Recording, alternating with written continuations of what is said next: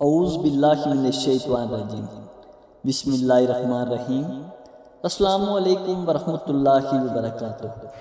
جنت کی حوریں، بلا شبہ قرآن و احادیث میں حوروں کا ذکر ہے۔ جنت کی دو شذائوں کو بطور نعمت بیان فرمایا گیا ہے۔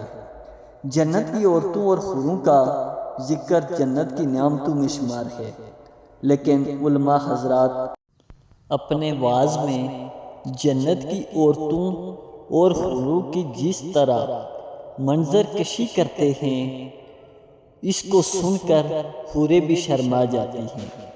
دنیا کے کم عمر لڑکے بھی جنت کی حوروں کی آرزو میں خودکش بمبار بن رہے ہیں، اور اکثر حوروں کا نقشہ سن کر جام شہادت نوش کر جاتے ہیں۔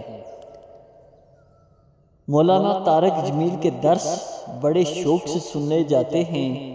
کاش دہشت گرد تنظیموں کے خلاف بھی کوئی ایک آدھ جرأت مندانہ درس دے سکتے۔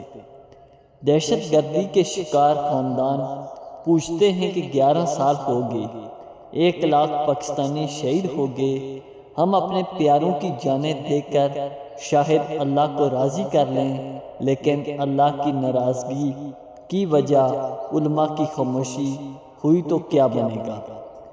مولانا صاحب کے خطابات میں حوروں اور جنت کی لڑکی کی حسن و نزاکت کی جس طرح کی منظر کشی، رونما لہجہ اور سامنے بیٹھے متقدین کی اللہ اکبر واہ واہ سبحان اللہ کے نعرے اور حالات دیکھنے کو ملتے ہیں، دہشت گرد تنظیمیں بہت راضی ہیں۔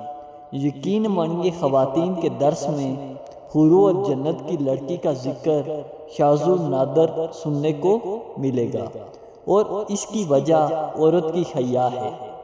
حور بھی چونکہ عورت ہے، اس کے حسن کے منظر کشی سے مرد اپنے نفس کی تسکین کو دین سے تعبیر نہ کرے۔ مسلمان مرد جس حور کے لیے عبادت و ریاضت کا طویل سفر طے کرتا ہے، ان حوروں کو جنتیوں کی خادمہ کہا گیا ہے۔ اللہ سبحانہ تعالیٰ فرماتے ہیں، پرہیزگار لوگ جنت اور نعمتوں میں لطف لے رہے ہوں گے، ان چیزوں سے جو ان کا رب انہیں دے گا، اور ان کا رب انہیں دوزخ سے عذاب سے بچا لے گا۔ کہا جائے گا، کھاؤ پیو مزے سے اپنے اعمال کے سلے میں جو تم کرتے رہے ہو۔ وہ آمنے سامنے بچے ہوئے تختوں پر تکیے لگائے بیٹھے ہوں گے، اور ہم خوبصورت آنکھوں والی حوریں ان سے بیاہ دیں گے۔ جو لوگ ایمان لائے ہیں اور ان کی اولاد بھی کسی درجہ ایمان میں ان کے نقش قدم پر چلی ہے، ان کی اولاد، اس اولاد کو بھی ہم جنت میں ان کے ساتھ ملا دیں گے، اور ان کے عمل میں کوئی گھاٹا ان کو نہ دیں گے۔ ہر شخص اپنے کسب کے عوض رین ہے۔ ہم ان کو ہر طرح کے پھل اور گوشت، جس چیز کو بھی ان کا جی چاہے گا، خوب دیے چلے جائیں گے۔ وہاں وہ ایک دوسرے سے جامع شراب لپک لپک کر لے رہے ہوں گے، جس میں نہ فحش گوئی ہوگی اور نہ بد کرداری، اور ان کی خدمت میں وہ لڑکے دوڑتے پھر رہے ہوں گے جو انہی کے لیے مخصوص ہوں گے، ایسے خوبصورت جیسے چھپا کر رکھے ہوئے موتی۔ احادیثات کے مطابق جنت کی شراب نشہ کرنے والی نہ ہوگی کہ جس کو پی کر بدمست ہو جائے۔ جنت کی شراب کو خادم لڑکے پیش کریں گے۔ جنتیوں کے خادم لڑکے ایسے خوبصورت ہوں گے جیسے صدف میں چھپے ہوئے موتی۔ ان لڑکوں کے بارے میں سورۃ الدخر میں بھی ذکر آیا ہے۔ اس کی مزید تفصیل حضرت انس رضی اللہ تعالی عنہ اور حضرت سمرہ بن جنب رضی اللہ تعالی عنہ کی روایات سے ملتی ہے کہ نبی پاک صلی اللہ علیہ وآلہ وسلم نے فرمایا، مشرکین کے بچے اہل جنت کے خادم ہوں گے، یہ روایات بھی ہے کہ جو بچے بالعوض سے پہلے فوت ہو جاتے ہیں جنت میں جائیں گے۔ جنت کے لڑکوں سے مراد یہی بچے ہیں، البتہ جن بچوں کے والدین جنتی ہوں گے وہ اپنے والدین کے ساتھ جنت میں رہیں گے تاکہ ان کی آنکھیں ٹھنڈی ہوں۔ دنیا میں انسان عارضی سرور کی خاطر شراب کے سارے نقصانات برداشت کرتا ہے، لیکن جنت کی شراب ہر خرابی، بدبو، نشہ، بیماریوں اور مسائل سے پاک ہوگی۔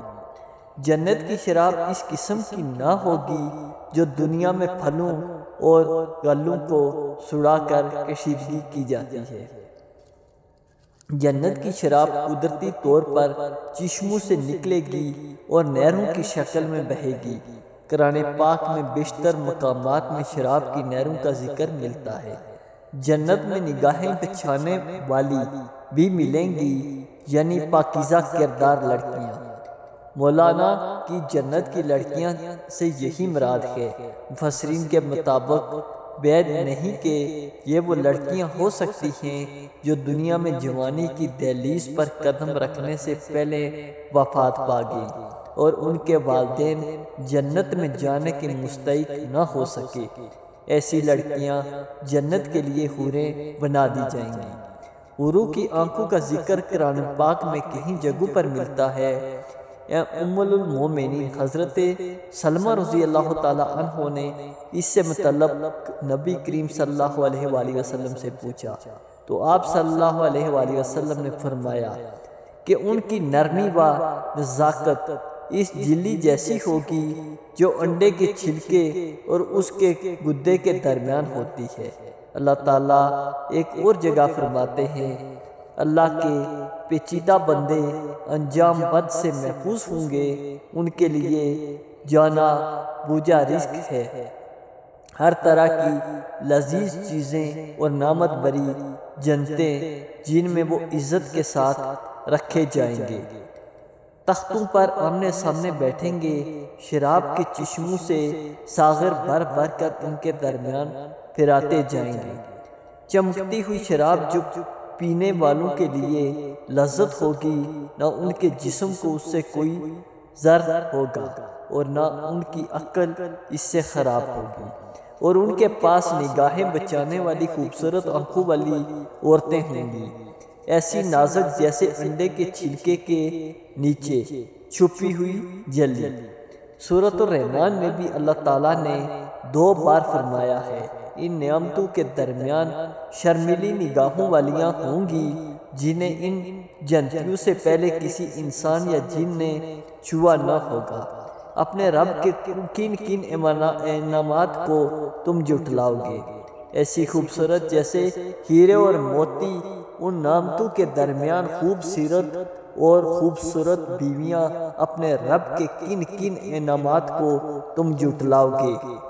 حدیث کے مطابق دنیا کی زندگی میں خواہ کوئی عورت کنواری مر گئی ہو یا کسی کی بیوی رہ چکی ہو، جوان مری ہو یا بوڑھی ہو کر، آخرت میں سب نیک خواتین کو جنت میں داخل کر دیا جائے گا اور سب جنتی خواتین کو جوان اور کنواری بنا دیا جائے گا۔